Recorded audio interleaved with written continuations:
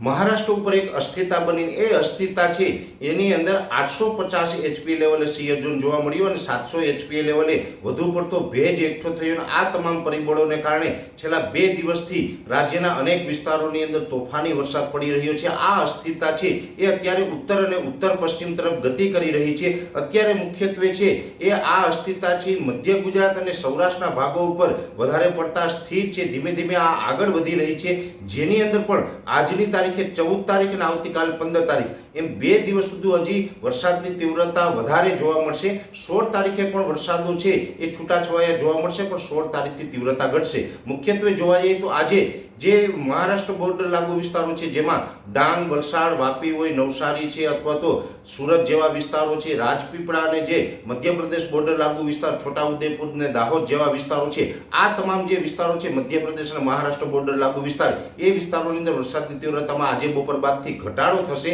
અને હવે જે તીવ્રતા આવનારા 2 દિવસ છે જે સૌરાષ્ટ્ર, કચ્છ, મધ્ય ગુજરાત અને ઉત્તર ગુજરાત આ વિસ્તારોમાં વધારે જોવા મળશે, જેમાં ખાસ કરીને આજની તારીખે જે 14 તારીખના રોજ છે એટલે કે આવનારા 24 કલાક સુધી સૌરાષ્ટ્રમાં અતિ તીવ્રતા જોવા મળે તેવી શક્યતાઓ છે। સૌરાષ્ટ્રના અનેક વિસ્તારો એવા છે જેમાં 24 કલાકની અંદર 1 થી 1.5 ઇંચ અને અમુક જગ્યાએ 1.5 ઇંચ કરતાં પણ વધારે વરસાદ નોંધાય। આજની તારીખ અને આવતીકાલ 2 દિવસ સુધી જ્યાં વરસાદ પડશે ત્યાં થંડરસ્ટોર્મ એક્ટિવિટી જોવા મળે તેવી શક્યતાઓ છે, એટલે કે આજે અને આવતીકાલ જે વરસાદ પડશે તેમાં ખૂબ ગાજવીજ અને પવનની સ્પીડ વધારે જોવા મળશે। પવનની સ્પીડ છે એ લગભગ 50 થી લઈને 70 કિલોમીટર પ્રતિ કલાકની ઝડપ જોવા મળે તેવું એક અનુમાન છે। એટલે આજ અને આવતીકાલ જે વરસાદ નોંધાવાના છે જેમાં સૌરાષ્ટ્રના દ્વારકા, જામનગર, જુનાગઢ, ગીર સોમનાથ, અમરેલી, રાજકોટ, મોરબી અને સુરેન્દ્રનગર જિલ્લાને વધારે પ્રભાવિત કરશે। કચ્છનું રાપર તાલુકો અને જે દરિયાઈ કાંઠાના વિસ્તારો છે તેમાં પણ તીવ્રતા વધારે નોંધાઈ શકે છે। મધ્ય ગુજરાતમાં આજ અને આવતીકાલ 2 દિવસ વરસાદ નોંધાશે,